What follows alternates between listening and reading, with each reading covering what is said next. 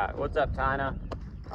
Few little tips and tricks to introducing new things that are scary, dangerous, and potentially life-threatening to the horse. First thing I like to do is get them to flex both ways on the ground. This is Button here. He's a little head shy. He's coming 2 years old, so obviously the younger they are, you know, the more quicker they're going to pick up things and learn and whatnot. He's coming along super well.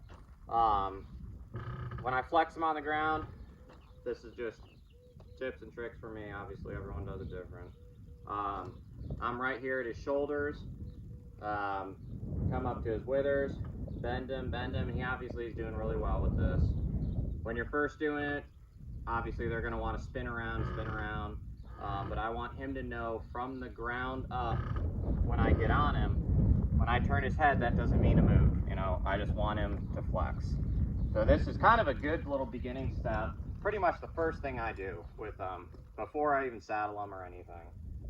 I want them to stand and know that whatever goes wrong, I want to be able to come to their shoulder and flex them and then stop.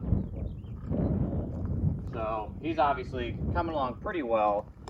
He's a little bit watchy, a little bit skittish. Like if I kind of come up to him real quick, he'll kind of want to jump away. I think we got out of frame there. I should probably back up. Come on, buddy. The more they progress in flexing and stopping that and just bending that head, the more I'll kind of step to him a little bit quicker. Like I want him to understand that sometimes I might have to run up to him, you know. Heck, if we get in a wire wreck or tangled up or whatever, I want him to know here, that's a good spot, that's the resting spot. So, as he gets better, like he's doing, I'll have him recognize, I guess this is dipping into a whole nother can of beans, but I like to position myself when I'm going to when I'm flexing them, like I purposefully go like right here, right to their shoulder. Like I'm not going to their face, I'm not going to their hip, because he knows, as he's been taught, and you can see, when I come around, I want him to move his hip. I want him to stay faced up with me. If I want to go to his shoulder, I'll come right into his shoulder. He's kind of freaking out because my little trash bag is on his face. So when I come to his shoulder, I go to his shoulder, I flex him. And I kind of just soft little bumps. Got a little slack in the line there. I like to see that. Perfect. Good boy. Come around to the other side. And the important thing is, I don't really like tiptoe around them. Like, if you're kind of like, whoa, you know, go easy, then they kind of get a little bit unsure themselves. Like, who's in charge here, you know? So I like to, like, you know, just step right to him. Like, hey man, what's up? Good boy. So he steps around. Perfect. That's all right. I keep him here. He stops. Perfect. Good boy. Good boy. So again, with I guess being on the ground, like my body position, like there's three different kind of places to be. You're either in front of them, you're either going to their shoulder, or you're sending them. Which means I'm kind of walking around him. Obviously my hands are pointing to where he needs to go. Whoa. Step in front of him. Give him a little space. I like that he follows me up. I come right to his shoulder.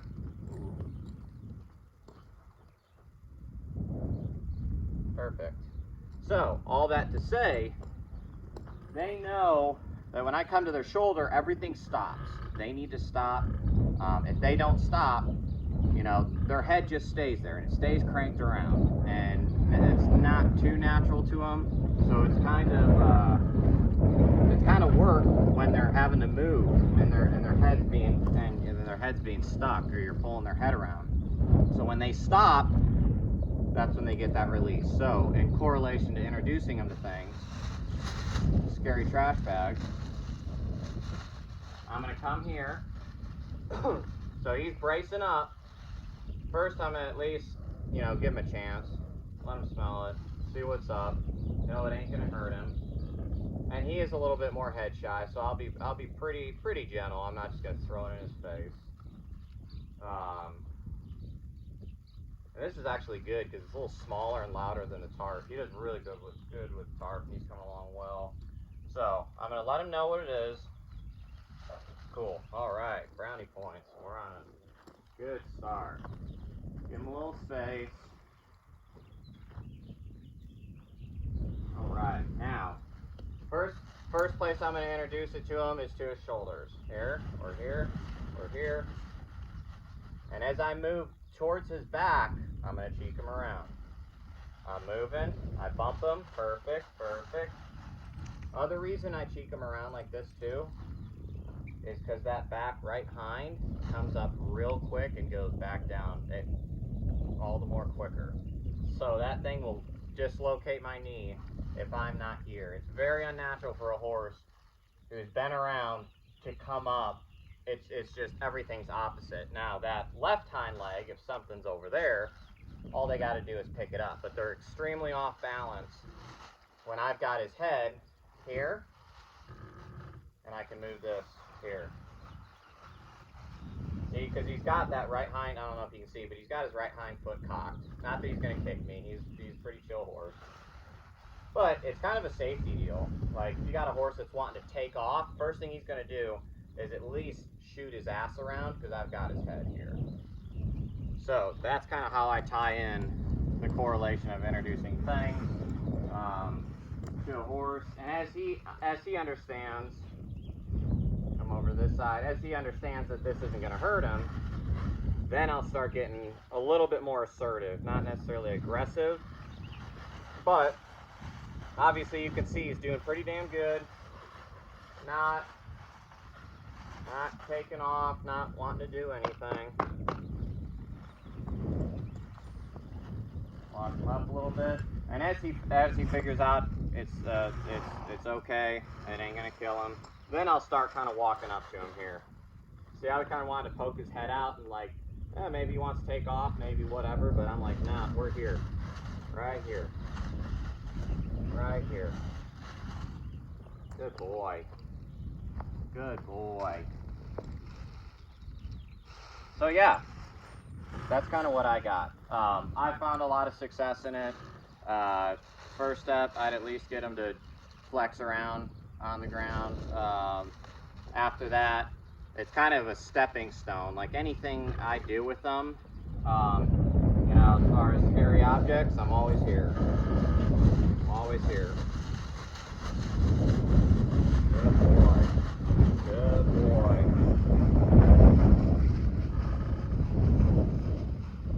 Good boy. I'm glad he moved out like that. Like, I love a horse when they're honest. Like, I kind of want to make them do something. I mean, if you want to take off, if you want to buck, like, do it now. Let's get it over with.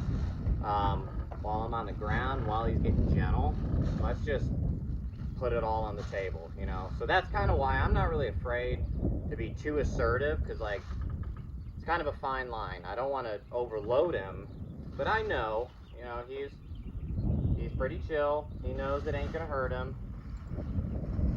So I'm gonna start getting a little bit more assertive and ask a little bit more. You know, I'm gonna walk to him a little bit quicker. That's how I'm gonna ask more. So I'm gonna walk here. Ooh. Good boy. So he takes a step.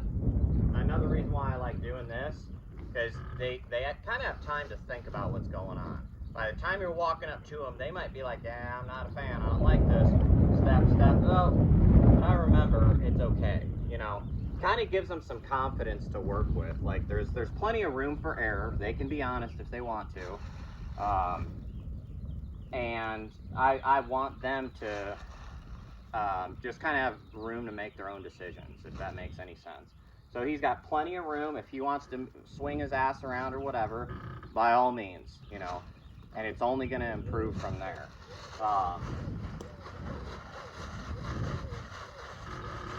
There. Ask him a little bit more with his face. Perfect. Alright. Good little butt. Ooh, bud. Oh, bud.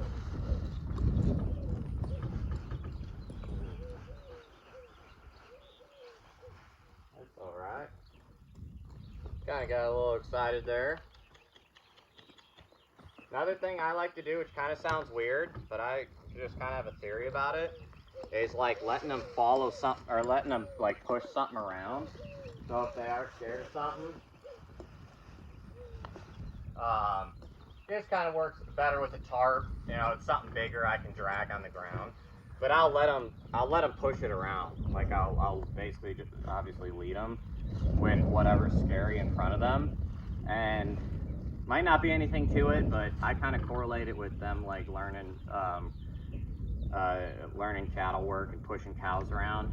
Something that is scared of a cow, you know, you kind of want to start them on maybe something that's gentle or a calf, and just get them pushing that calf around or a cow, and they start to understand that, hey man, I'm not just the prey animal here. You know, I'm the one doing the work. I'm the one doing the pushing.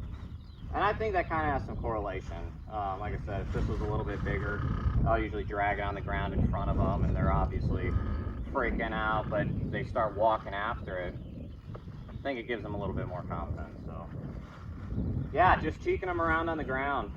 Get them to do that. As soon as you can get them to do that at a standstill, I feel like you just have more control. You know, yeah, I could tie this bag onto the back of the saddle and turn him loose. He ain't gonna do nothing here in the corral. But to me, that's not teaching them how to face, you know, face their fears or face what's scaring them out on the trail. It's a difference between a horse like freaking out and doing this, and a horse freaking out and taking off. You know, I don't care if a horse gets spooked, but and kind of resets itself, and it's like, oh shit, what the fuck was that?